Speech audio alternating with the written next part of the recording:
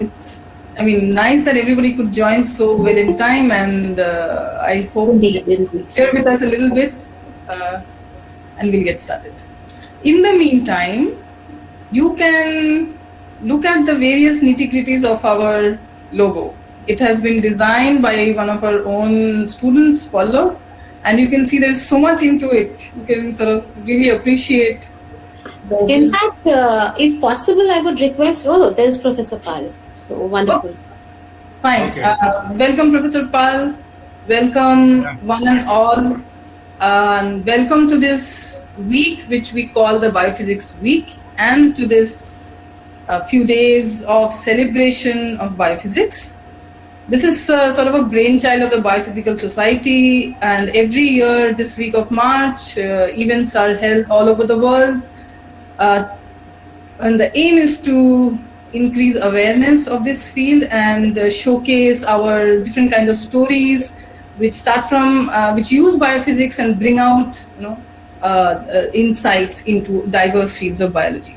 So no more introduction. Let us. I would welcome all of you again, and I invite Professor Pal to inaugurate the event. Yeah, thank you. Am I audible? You are. Yeah, thank you, Vidisha, for inviting me for this inaugural talk. It's not really a talk, a technical talk. It's just inauguration speech, you can say. So I'm very happy to be here with this Ganguly Biophysics. I think this is the first meeting that you are having formally of the Ganguly Biophysics. And particularly the students are driving it. So that's a very nice thing. It's a student chapter. And I, of course, see a lot of my friends. I can see Indira Ghosh, actually. Indira, how are you? Okay, good. Yeah, so a lot of my friends I can see here, which is very, very nice that you have been able to have a good list of speakers. That's very important to do that. I see people from all over, not just from the Ganguly region, but outside Ganguly region also speakers, which is very nice, like Professor Indira Ghosh. I saw, I think, Durva Sengupta. I saw Jagannath Mandal's name from Hyderabad. So I think that's a very good sign that you have been able to kind of reach out. And very importantly, you have international speakers. And I think that's a very important thing. So that Biophysics Society, the Ganguly Biophysics Society, will get a lot of lift in the very first meeting. And I must, of course, say at this point the importance of biophysics. I think that a lot of people, a lot of experts are there. I am a physical chemist, so to that extent, I can be. So the good thing about a physical chemist is that they can put their hands anywhere.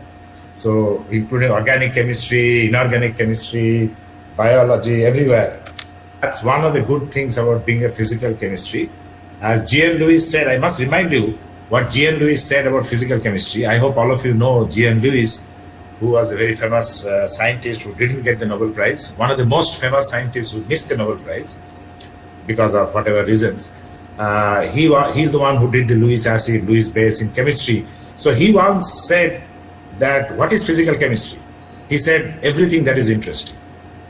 So that's a nice quote. I really enjoyed it. That means if you do not are not interested in physical chemistry, you are presumably not interested in anything. Because he said everything that is interesting is physical chemistry. And I think that is where I want to start. So when it started as a physical chemistry, it went to chemical physics, then you had biochemistry, then people started having biophysics. So you can see that the physics or physical chemistry is kind of coming everywhere. I call it physical chemistry in a very general sense, but there is a subject called biophysical chemistry, which is also there in many places. So the distinction between biophysics, biophysical chemistry are all vanishing now. There are people who are using data science, artificial intelligence, machine learning, and I think they have also come, the tools of mathematics, and of course, the first principle tools, which are very important, like ab initio, dynamics, first principle molecular dynamics. I think many of these techniques have come and enriched biophysics. What is also very significant to note is the advent of spectroscopy. And I think this is something that I want to say, that the spectroscopic techniques are so refined today that you are able to do the spectroscopy of biophysical systems, learn, and then connect that data using theory to really understand properties of molecules, properties of biophysical systems, not just molecules. So that is where the theory comes in. The laboratory data itself are very real, but they do not connect to the physical properties. And I give a simple example from chemistry. You do not actually measure the equilibrium bond distance. You measure, you have a rotational spectroscopy, you have NMR spectroscopy. Those data, from those data, you actually fit to get the bond length from the experiment. Of course, theoretically, completely independently, you can calculate. But I'm saying even the connection of the laboratory data, you require theory. Dissociation energy of a molecule, you require to fit at some nu equal to 0 with a harmonic fit and so on. So what I'm saying, there is a data are very real, but unless the data is connected with the theory, with the understanding, with physical chemistry, you are with the physics, you do not get the full physical properties of biomolecules and how they are actually working. So this is why biophysics is very important. So you have tools of spectroscopy, tools of physics on the biological systems. Together you understand. The understanding, I must say, the fundamental understanding is very important, because only through the understanding you can go ahead to the next system. You can start predicting what will happen. Eventually the whole idea is also to predict. That's a grand idea. The grand idea is not just to understand what exists. That is, of course, one important thing. But eventually we want to predict through that understanding to new systems, design new biological systems which will do certain work, drugs, pharmacy, whatever. So in that, lots of things have come up. I must say, right in the beginning, the experimental techniques of spectroscopy have been extremely important. Then, of course, there are theories which connect them. But what has also come up are the first principle theories which try to predict this, which means without taking recourse to any spectroscopic data, without taking recourse to any experiment, you try to predict the properties of the molecules, biomolecules, whether chemical molecules, biomolecules, the tools are very similar, using first principle tools.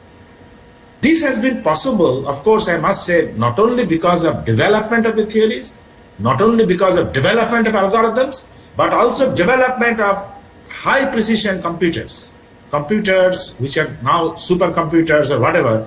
Without that, those we could not have done. So you can imagine the multidisciplinary breadth of such a field that we require even the computer science in a way to enable this field of first principle understanding. So in the first principle understanding, of course, simulation has played a very important role, and I see there are a lot of talks on the simulation. Bioinformatics has played a very important role, and I'm sure Professor Indira Ghosh, who is an expert on bioinformatics, will talk on that. You know, I know only the periphery, so it is better that I do not speak when she is there. But I'm just saying that the tools of bioinformatics has been very important. I mean, some of those bioinformatics tools are not necessarily first principle. I must tell you that. Simulation is, but not all. Like quantitative structure-activity relationship. It is not the first principle, but it is the data-driven. And that is where artificial intelligence, machine learning will play a role. So it is not one type. It is not spectroscopy. It is not just first principle theories. It is a combination of empirical theories. It's a combination of first principle theories. It's a combination of good experimentation, spectroscopy, which has enabled biophysics.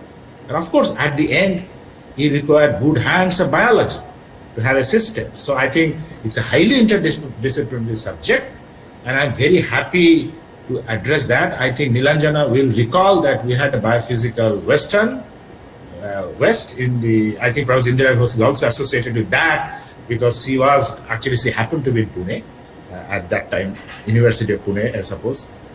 Is that right? You were also in University of Pune at that time. Yeah. So she was involved in Pune, I'm pretty sure. Long back. Yeah, long back, yeah. Yeah, I remember, long back Now you were I am there. in But what I'm Gangaya. saying, yeah. Now I am at Gangaya. I'm in Kolkata. No, that's okay. I'm talking of the biophysical Western, the history. Nilanjana will recall that the history of biophysical, this chapter in India started. Yeah, it started from the Western region. Yeah, TIFR, Mumbai, NCL, they are major players, and I think at those days you are also kind of there associated. So I think I'm very happy that this has come now to the Eastern Zone. And thanks to all of my colleagues, and I must thank all of them. I see many of them here. Of course, Nilanjana and Vidisa are in the front, but I think there are many people who are at the back who have all helped. And thanks to their students, that is very important, because this is eventually a student chapter, driven by the students, for the students, by the students. So I think it's very important that the students have played a role, and I see a lot of students who are here today, and I'm sure they will do an excellent job. They will learn. They will also learn in the process how to organize. And I think that is one very important thing. It's not just learning the multidisciplinary subject, but I tell you, this is a wonderful subject. Unfortunately, if somebody had told me when I was a young person, I'd have got into biophysics. But now it's too late. Now we can only lend expertise. Simulation. Still not too late. You can still join us. Yeah, I can join. Because the point that I'm trying to tell the young people, that you have problems. Many fields are drying up because they do not have problems, big problems. And this has been a problem of chemistry in general globally. That the chemistry has a lot of expertise, synthesis, spectroscopy, theory, computation. But very often they are lost because they don't have big problems. You may quote to my chemistry colleagues, I have no problem. In IISER or outside, I have no problem. And that is the reason you find many times the Nobel Prizes in chemistry are apparently going to the people who are working on biological systems. So I want to remind you, in biophysics, you have a problem. I mean, that's very important. And I tell in science, the 50% of your job is to find the good problem. And then the rest 50% is to find a solution. Solution will come. Today we have tools for solution. As I told you, I talked about the tools. But you have problems in biology. And I think that is where getting the physical chemistry, getting the physics, getting spectroscopy, all in the biological domain is going to resolve problems which were not thought of. I mean, to look at biology at the microscopic scale, what is happening is such a huge challenge. We never understood that when we are young. We thought biology means God has created something and we don't need to understand. And I think today, people are looking at brain at the molecular level, and I'm amazed actually the kind of thing people are doing, which simply was not there in our time. And that is where I credit Professor Indira Ghosh, that who was much smarter than me, who could get into the field earlier. And I think it's a great thing. There are people, I mean, she's a little bit younger than me, but I think the point is that younger, older, whatever, it doesn't matter. Our contemporaries, she got into the field. And today I see a lot of young people. How many people in theoretical chemistry are working on biophysics? You will be amazed actually today. And they're actually many of them are doing simulation. And I think Nilanjana knows because she's also connected with a theoretical chemistry group. Many of them are simulation. Then when I look at what is a system, that is all biological system. So all of them can be part of your biophysics, to be honest. So biophysics is such a broad subject, multidisciplinary subject, from the informatics to spectroscopy to theory to computation, everything. And today I don't distinguish between computational chemistry and computational biology. They're just two arms of the same thing. And I'm pretty sure the tools that will be developed are very same. Unfortunately, people, when they started computational chemistry, they were totally biased by quantum chemistry. And that could not be applied to large systems. But I think that mindset has changed today with molecular mechanics, coarse graining, and so on. And then people know how to do horses for the courses. And I'm tired of saying this at every meeting. Durba Sengupta, I see her here. She has heard me many times giving this phrase that in the race course you always say horses for the courses. So multi-scale simulation is just that. You really put a horse for the course. You look at the course and then you put the horse. So I think horses for the courses approach. Durba, good to see you. Horses for the Courses approach is something that is amazing actually, that we can do today. And the chemists have realized, because chemists could understand that the atomistic simulation was derived from quantum chemistry. It can be derived. The chemist understood that eventually from atomistic simulation you can derive coarse graining. And I think this is a very important part of theory is to collect the length scale. So we just show, but the length scales are not independent. So you go from quantum mechanics to the atomistic simulation, all of you know that's the development of force field. From there you can develop the coarse grained force field. And I'm sure, including Durba, many of you are doing that. What has been amazing is that from the coarse grain, when you try to go up, we have engineering simulation. We have CFD, computational fluid dynamics, cellular automata, DPD, and so many methods which are very well established. Engineering techniques were actually established much earlier than even quantum mechanics. Can we now go from mesoscale simulation to engineering simulation, at least in terms of understanding? Because we don't need engineering simulations are independently developed. But can you connect to mesoscopic length scale to absolutely bulk? That will be amazing thing, the theory, because then you are really going from a quantum limit to a Newtonian limit, classical Newtonian limit, where you have no sense of atoms and molecules or group beats, no sense. It's just a bulk. You have just the classical laws. And when you are getting old, you don't care for publications. So I'm really kind of thinking that, that's a kind of problem that I should look at. How do I go to the engineering length scale? We have come up to coarse graining.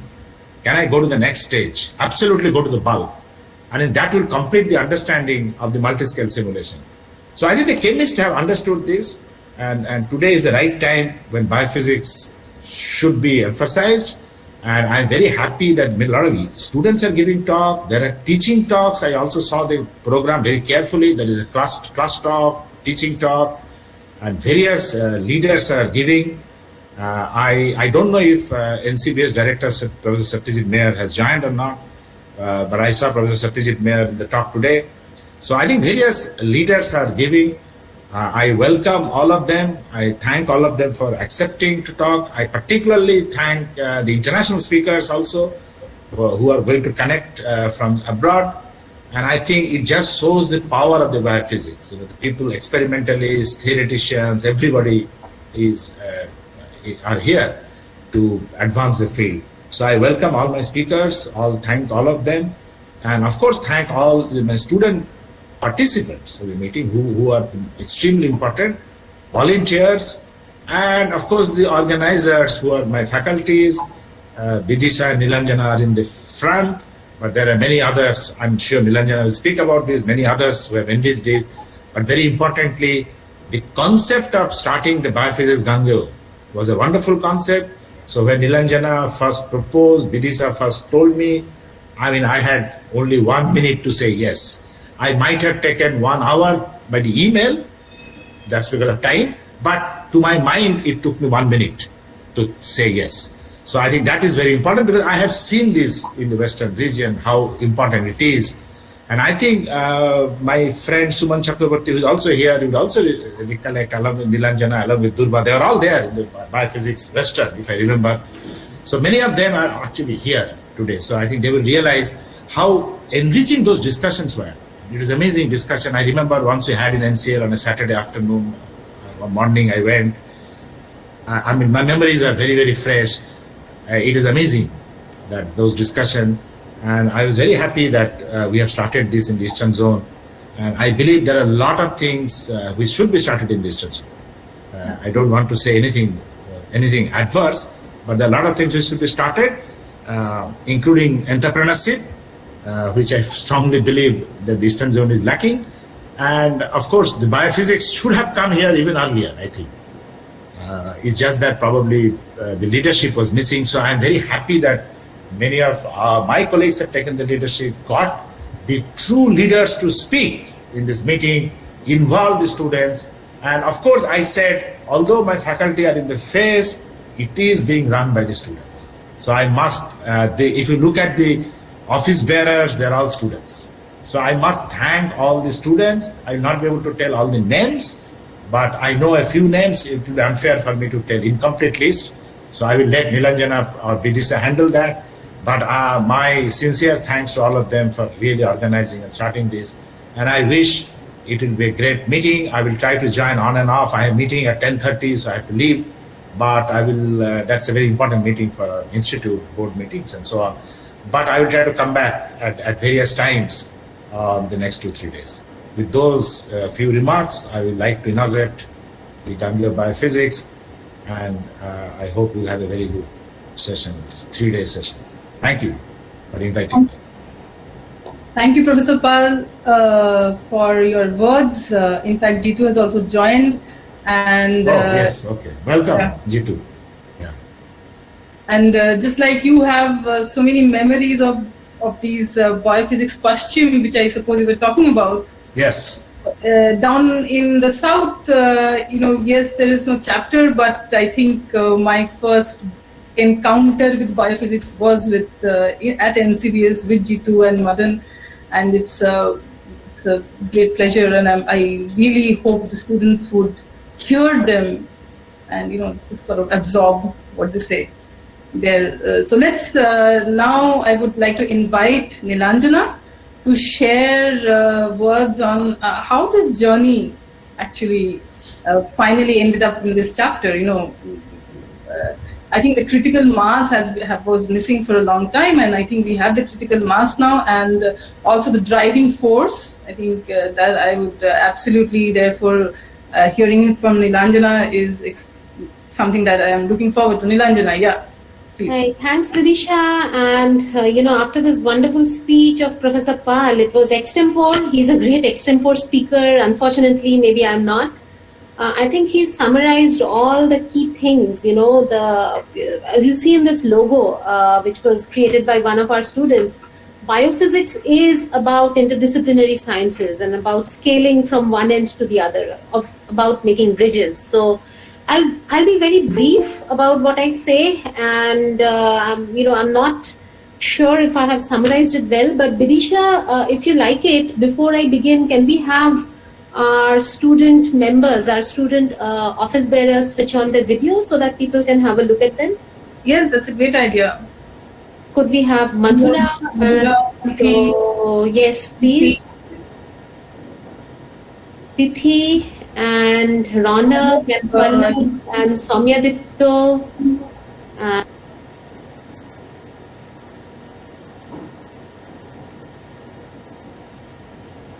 Pallab, I don't see you. I see Preeti, Madhura, Tanmoy, okay.